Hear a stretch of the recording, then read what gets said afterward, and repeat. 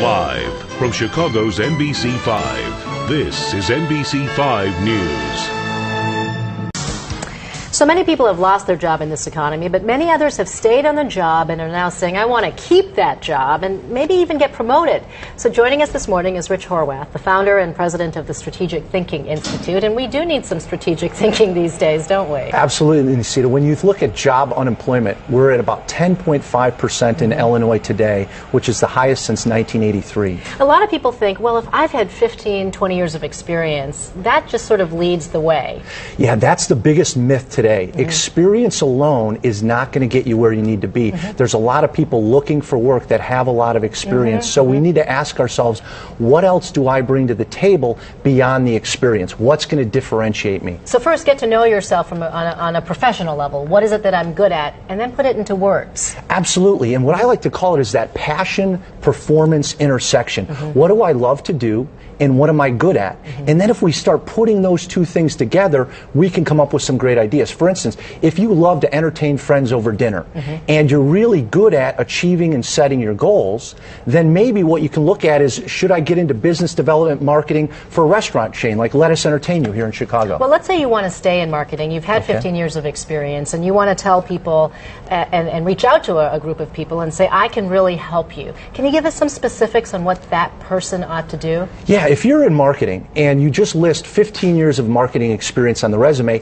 that resume is going to get slid over and moved to the side. What we need to do is understand what's the quantifiable, what's the number of value that I brought to the company. So I did this project and we reached this many eyeballs on TV, that kind of Exactly, and being very specific. So as opposed to saying I just did marketing, I did an internet marketing campaign that tied social networking sites like Facebook and Twitter to retail stores that actually drove sales and traffic within the stores. Now I'm excited if I'm the company that's interviewing you. You've also talked about building a relationship network, and I think a lot of people think, well, maybe I don't know enough people.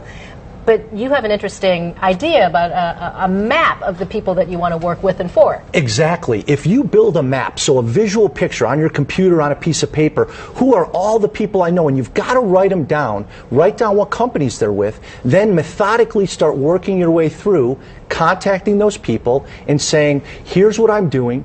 Here's what I'm looking to do moving forward. Can you help me, or do you know other people? And then if they refer you, add those people and those companies to your map. You'll be amazed at how many network connections you actually do have if you take the time. And be specific. Exactly. Now, what about if you're in a job and you want to really make sure that you keep that job? Do you have tips for that as well? Absolutely. One of the biggest mistakes I see people make that are looking to get that promotion is they're doing the same thing in the same way as all their other colleagues.